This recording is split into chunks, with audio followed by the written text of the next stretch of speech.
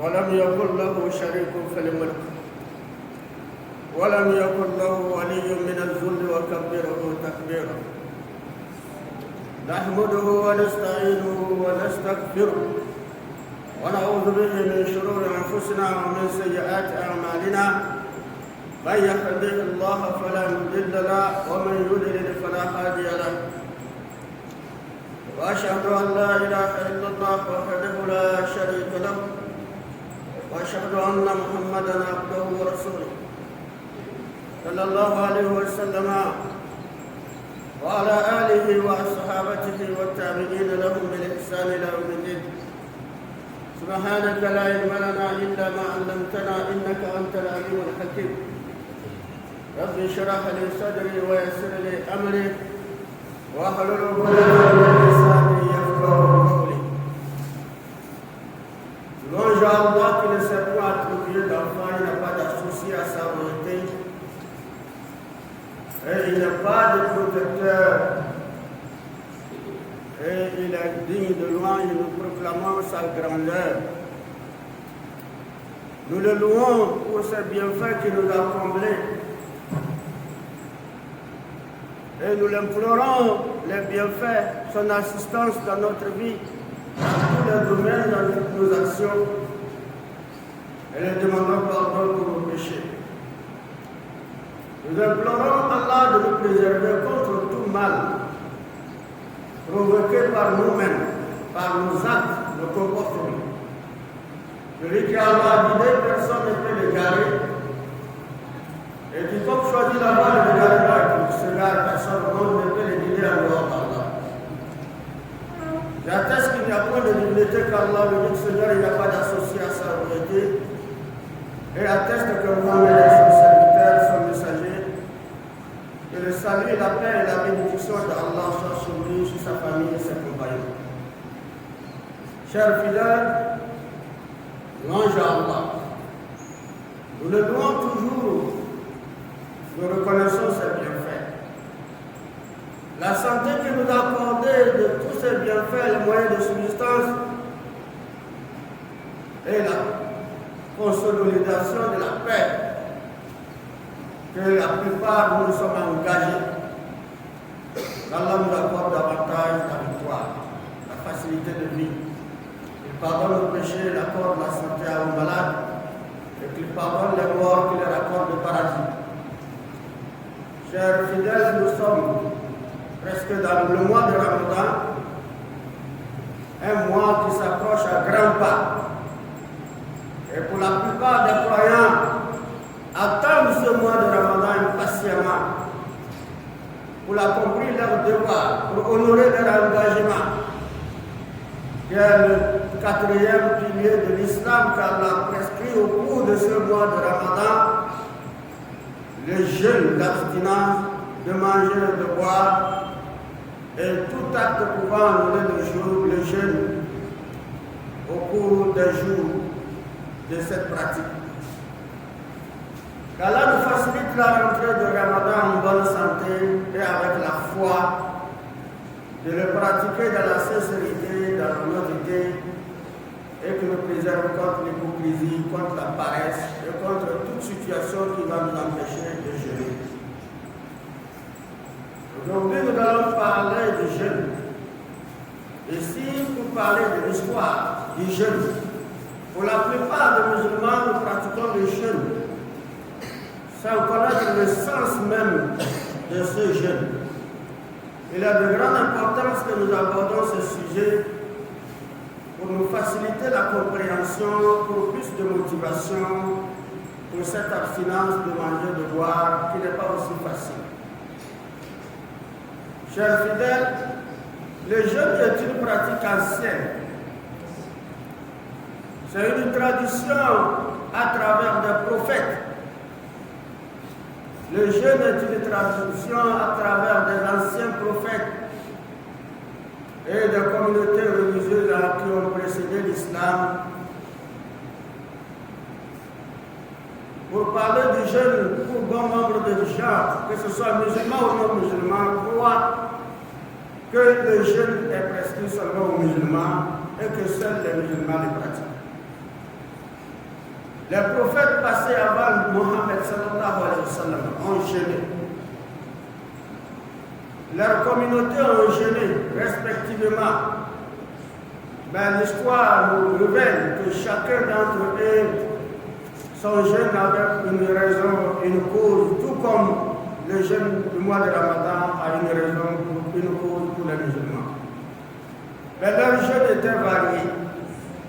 Et tout, si on observe un peu la variété de leur jeûne, il ne s'agit rien que l'abstinence de certaines choses au cours de certains jours.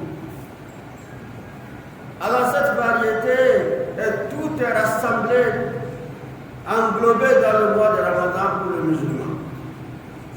Voilà pourquoi le musulman doit louer Allah et remercier Allah. Le jeûne que pratiquent les musulmans n'est pas le jeûne que les prophètes anciens et leurs communautés religieuses ont pratiqué. Mais les communautés anciennes et les prophètes anciens et les religions anciennes, le jeûne qu'ils ont pratiqué, tout fait partie du jeûne du Ramadan que les musulmans pratiquent. Ça fait dire que les musulmans pratiquent le jeûne prescrit par Allah. Au prophète Mohammed sallallahu alayhi wa sallam, aussi le jeûne qu'il a prescrit aux prophètes antérieurs, les anciens prophètes, alors le jeûne des musulmans actuels les pratique. Mais la plupart des musulmans ne se rendent pas compte que nous le pratiquons. Et cette variété comprend l'abstinence de certaines choses. Et ces choses, il s'agit d'abstinence de manger et de boire. Il y a certains prophètes qui sont abstenus de manger et de boire, qui est un jeûne. Il y a certains prophètes qui ont pratiqué le jeûne d'abstinence de parler. Et certains personnages religieux qu'Allah a honorés, il a élevés dans la vie spirituelle, on les a ordonné le jeûne d'abstinence de parler dans certaines situations et dans certaines circonstances. Et au cours du mois de jeûne, du mois de Ramadan, le musulman s'abstient de parler quoi? De parler ce qui est interdit par Allah, de regarder ce qui est interdit par Allah. Alors si on voit les prophètes parmi les messagers, les prophètes qu'Allah a envoyés sur terre, les prophètes Anabi Youssouf, comme les musulmans appellent Anabi Youssouf, le prophète Joseph, il a jeûné. Et son jeûne consiste à s'abstenir de manger et de boire au cours de certaines journées. Il n'y avait pas un mois qu'il a été prescrit, il n'y avait pas un pilier de jeûne relatif à sa religion. Mais il jeûnait, il s'abstenait de boire et de manger pendant des jours qu'il décide de faire. Pour une raison de compassion. Ça veut dire qu'il y a un jeûne pour raison de compassion, jeûne pour l'abstinence de parler, de manger, de parler, de regarder, le jeûne également de manger, de boire, de s'abstenir de manger, de boire. Et lui, son jeûne est un jeûne de reconnaissance, de gratitude à Allah pour les bienfaits qu'il a accordés dans la prophétie et les trésors publics et la royauté que Allah lui a accordé en Égypte. Pourtant, il n'était pas d'origine égyptienne, mais Allah lui a donné le pouvoir de commander les Égyptiens. Anabi Youssouf, il jeûnait fréquemment, il jeûnait de temps en temps. Et les gens lui demandaient, oh, toi, Dieu t'a donné tout. Tu as tous les pouvoirs sur nous. Tu as toutes les richesses. Tu as toutes les nourritures délicieuses. Et toutes les boissons qu'il faut délicieuses pour également intenser ta soif. Pourquoi t'abstiens-tu de manger et de boire? Pourtant, il y en a. Anabi Youssouf leur répondit, Allah m'a choisi comme guide pour guider mon peuple. Guider mon peuple sur la voie de l'égalité, de l'équité, de la droiture et de la justice. Je dois pratiquer le jeûne qui est une éducation qui éduque mon âme.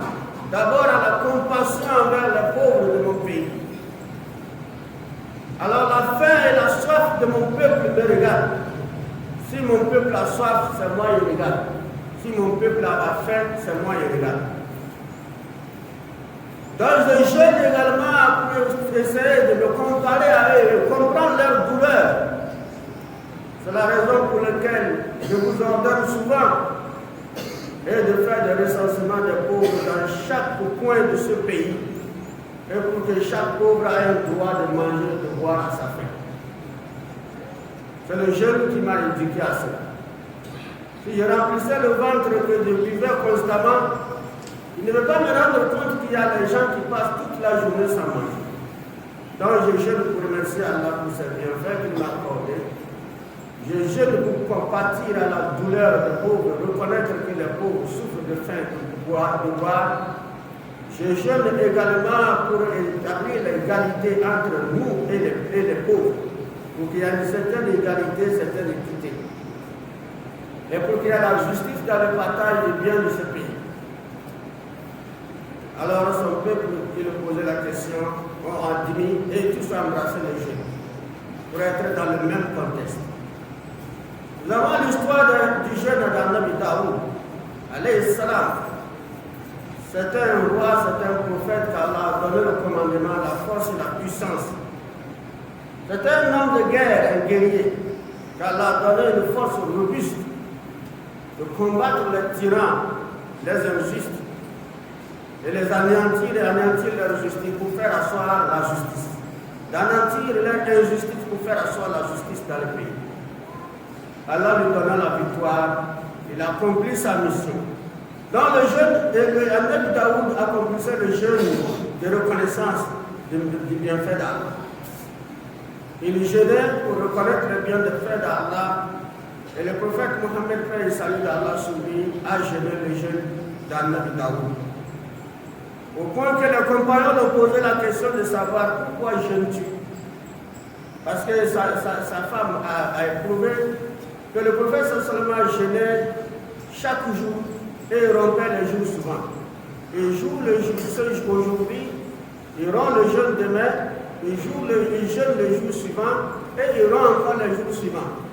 C'est-à-dire l'escalade, le jeûne et la rupture. Et les gens lui posaient la question et disent, ne dois-je pas reconnaître les bienfaits d'Allah pour m'avoir donné la victoire? La prophétie et la victoire est d'établir également l'unicité d'Allah, l'adoration d'Allah dans mon pays d'idolâtrie, des idoles. Je jeûne dans ce sens-là du jeûne de mon frère Daoud, Anabi Daoud, alayhi salam. C'est pourquoi je jeûne. Dans Daoud, c'était son jeûne. Nous avons le jeûne d'Anabi Moussa. L'histoire nous révèle qu'Anabi Moussa est celui qui jeûnait. Même la Bible a confirmé qu'Anabi Moussa a jeûné 40 jours pour remercier Dieu de ses bienfaits. Et les jeûnait, son peuple aussi jeûnait une fois par semaine. Et ainsi, leur jeûne le plus connu dans l'histoire et régulier qui a continué par perpétrer les peuples jusqu'au prophète Mohammed qui a embrassé ce jeûne qui forme partie de la tradition de Mohammed, ce jeûne Ashura. C'est le jeûne du prophète Anabi Moussa et son peuple. Tous ces jeûnes de reconnaissance, ils sont les fils d'Israël.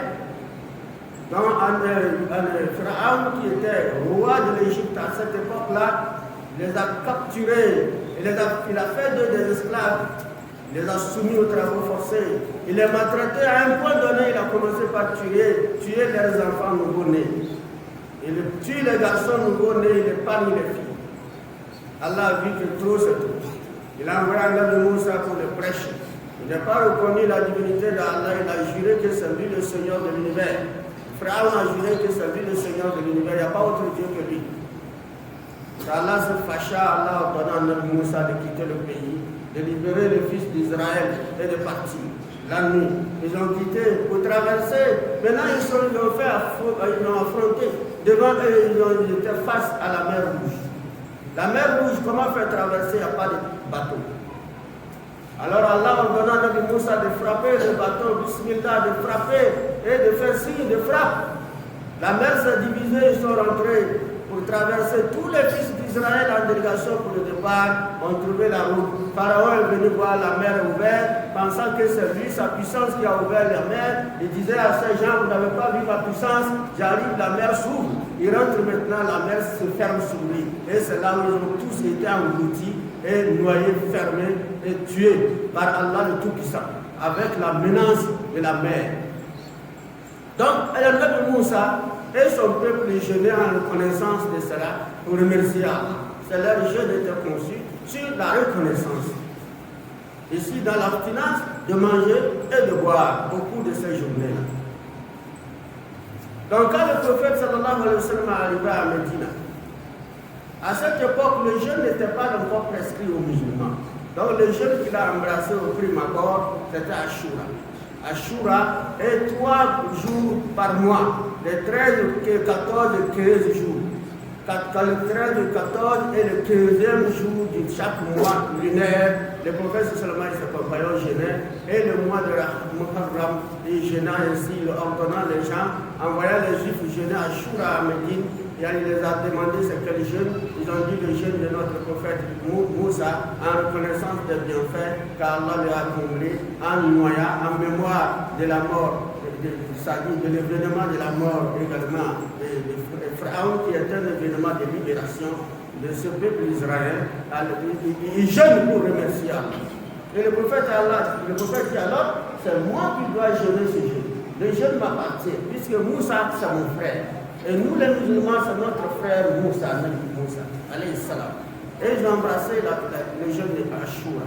C'est pourquoi chaque 10e jour du mois de Muharram, les musulmans jeûnent Ashura, qui forment partie de la sunna du prophète et de la tradition, la sunna du prophète Ahmed Moussa, qui l'a précédé. Nous avons également dans l'histoire du Coran le jeûne d'Ahmed Zakaria. Ahmed Zakaria a jeûné. Et son jeûne n'est pas une abstinence de manger, de boire, mais une abstinence de parler. Une abstinence de parler. Comment dirais-je? Annabi Zakaria, il a vieilli, il n'avait pas d'enfant. Et de surcroît, il était prouvé que sa femme est stérile. Comme nous connaissons bien d'Annabi Ibrahim, l'histoire d'Annabi Ibrahim, cette même épreuve de l'absence d'enfant, et jusqu'à là lui accordé. Donc Annabi Zakaria, qui forme partie de la descendance d'Annabi Ibrahim, qui est aussi Allah nommé prophète, qui est un prophète, il a vieilli, il n'a pas d'enfant, il doit s'inquiéter. Il s'inquiétait. C'est là qu'Allah envoya maintenant Malak Jibril pour annoncer la naissance d'un enfant. Et Allah lui dit, Ya Zakaria, inna nubashiruka bi gulamin nismuhu Yahya, lam naj'al lahu min qabl samiyya. Allah dit, Ya Moussa, oh Moussa, je t'annonce la naissance d'un enfant, d'un fils, dont le nom que tu dois donner à cet enfant s'appelle Yahya. Yahya, c'est Yahya que les chrétiens appellent Jean-Baptiste dans leur Bible. C'est Annabi Yahya, ils appellent Jean-Baptiste. Donc Annabi Yahya est le fils de Zakaria. Et de par ses prières constantes et ses invocations à Allah de le sauver de cette situation, qu'Allah également a eu pitié de lui pour lui donner la naissance de Yahya. Et il lui dit, tu vas lui donner le nom qu'aucune personne n'a jamais porté auparavant. Yahya n'était pas un nom connu dans leur histoire, dans leur vie. Ça n'a jamais été, il n'y a jamais eu le nom Yahya que quelqu'un a porté. Il dit alors, je ne l'ai jamais accordé d'homonyme. Il n'y a pas d'homonyme dans le passé. Et voilà, après, il y a eu d'homonyme, Yahya a eu d'homonyme également dans la communauté musulmane, et on appelle les enfants, nous les hommes, Yahya. Donc Yahya fut né par les invocations. Et ces invocations, lorsqu'Allah annonce ça, bien sûr qu'il ne doute pas du bienfait d'Allah. Il ne doute pas de la parole d'Allah. Mais il dit, il informe Allah comme si Allah ne savait pas sa souffrance. Il dit, Anna yakulu gulaman. Moi, je vais avoir un enfant. alors que ma femme est stérile. Moi, je suis aussi avancé à la vieillesse. Allah dit qala kadhalika qala rabbuka huwa alayya hayyun wa qad khalaqaka min qabl ma dumta hayyan. Nous, on dit coucher plutôt. Moi, je t'ai créé, tu n'étais rien. C'est pourquoi Allah dit ainsi soit-il. Ma décision est prise. Tu auras un enfant. Ne doute pas. Toi-même, tu as été créé et venu au monde quand tu n'étais rien. Et comment je serais incapable de te donner un enfant dans la stérilité de ta femme et de ta vieillesse? Il existe, il demande maintenant quelles sont les conditions pour qu'il sache vraiment comment remplir ces conditions pour bénéficier, parce qu'il en a besoin. قال رب اجعل لي آية قال آيتك ألا تكلم الناس ثلاث ليال سويا. Il dit alors, quel est le signe, quelles sont maintenant les conditions? Comment remplir les conditions? Allah dit alors tu veux les signes, les preuves ou bien les conditions, alors tu dois jeûner, tu dois t'abstenir de parler. Tu ne parleras à personne pendant 3 nuits, 3 jours. Allah, le Coran dit 3 nuits, les savants ont ajouté dans Tafsir qu'il y a 3 nuits, 3 jours. Donc il jeûnait 3 jours constamment. C'est-à-dire son jeûne n'était pas l'abstinence de manger, de boire, mais de parler. Parce qu'il se fait que dans ses paroles, il dit quelque chose qu'Allah n'aime pas et qu'Allah va se fâcher contre lui et retirer sa promesse. Et Allah lui a dit alors, pour remplir cette condition de ne pas parler, de ne pas parler mal, pour que je me fâche contre toi, alors il ne parle pas. Pendant 3 jours. Un homme de peuple qui ne va pas parler, un homme de famille qui ne va pas parler, alors qu'il n'est pas sourd, il n'est pas muet. Et Allah lui donna l'enfant. Quand Allah lui donna l'enfant, il était content. Pendant les 3 jours, les gens s'approchaient de lui, ne comprenaient pas. Qu'est-ce qui est arrivé à notre prophète? Qu'est-ce qui est arrivé à notre prophète? Quand il sort du sanctuaire, il ne fait que saluer les gens. En signe de main. S'il veut parler les gens, c'est un signe de main, tout comme les sourds et les miens. Et Allah nous a mentionné l'histoire Maryam, Nana Maryam, Allah lui accorde sa miséricorde. Elle n'était pas prophète d'Allah, juste une servante d'Allah, juste une fidèle de l'adoration d'Allah. Juste une petite dame, une petite fille qui a grandi dans la foi, tout comme elle a hérité ses parents. Imran et tous ceux-là qui étaient la descendance d'Adam Yacoub, il a hérité également leur foi. Il pratiquait également le monothéisme. Allah a vu cette jeune fille, il faut que je produise un miracle à elle pour la prouver mon amour. Et quel miracle doit produire? La naissance d'un enfant. Pourtant, elle n'est pas mariée. Aucun homme ne l'a touché. On l'annonce la nouvelle. Lorsqu'Allah envoya l'ange Jibril en forme humaine, il est venu en forme humaine et la fille se cachait derrière le voile.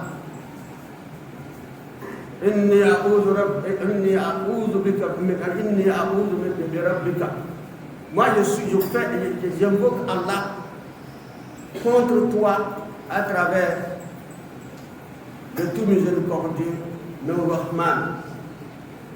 J'invoque Allah contre toi. Ne m'approche pas si tu es pieux.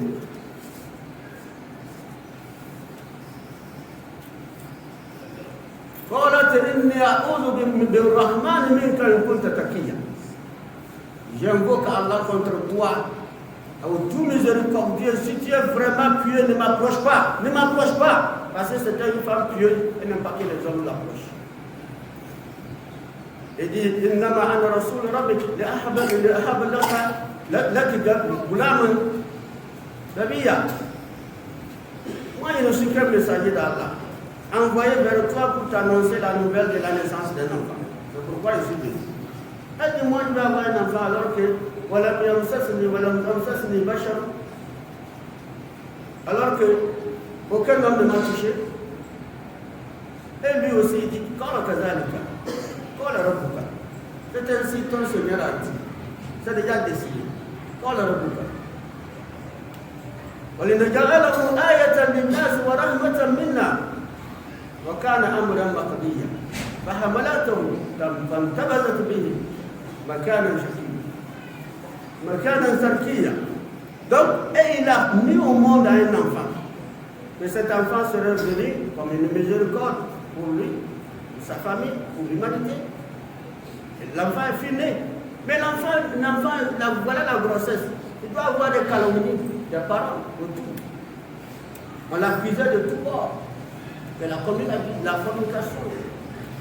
Tu fais comme tu es pieux, tu veux voiler, tu es dans les temples, donc c'est ce que tu fais. Comment il va faire? Et en pleine grossesse, Allah a dit Fakuli wa shrabi wa qurri ayna.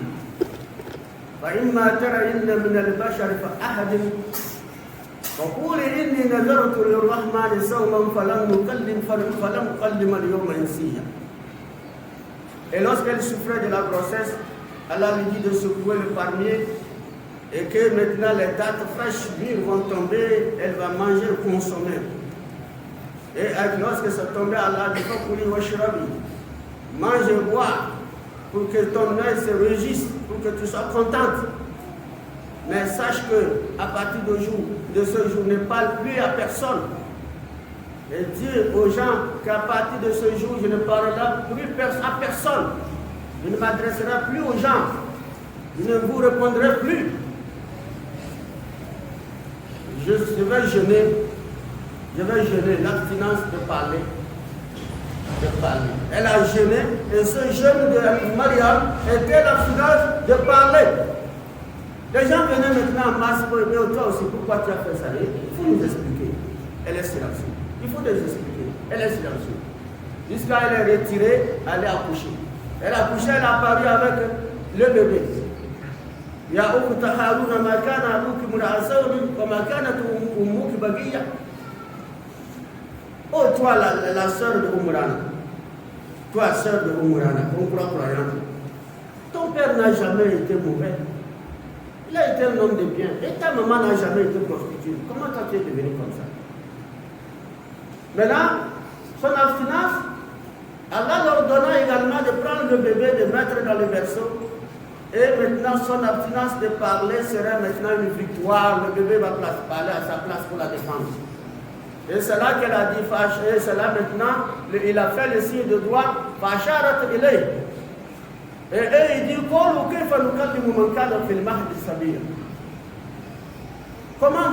il a fait signe au bébé. Allez-y poser la question à lui. Comme il a dit, en signe, sans parler. Posez-lui la question. Il a montré la main, allez le poser. Et il dit, mais toi tu es folle. Donc même si tu es sourd, muette maintenant parce qu'on t'appuie, tu es devenu maintenant malade, c'est ton bébé qui peut parler. Et Allah ordonna au bébé de parler, Annabi Isa, qui vient d'être né. Annabi Isa, Inni Abdullah, Atani al-Kitaba, waja'alani nabiyya, waja'alani mubarakan aynama kuntu, wa awsani bis salati wa zakati ma dumtu hayya. C'est là-bas que Isa, Annabi Isa, Jésus, a parlé en tant que bébé. Pour dire, en tout cas, je vais vous dire la vérité. Tout ce que vous parlez là, faites attention. Moi, je suis un serviteur d'Allah. Allah m'a désigné prophète. Il m'a donné le livre. Il m'a désigné prophète, il m'a donné le livre. Il m'a ordonné la prière et la zakat. Tant que je serai en vie, mon œuvre, c'est de la prière, la zakat, et je vous appellerai la religion de Dieu. Voilà pourquoi je suis venu.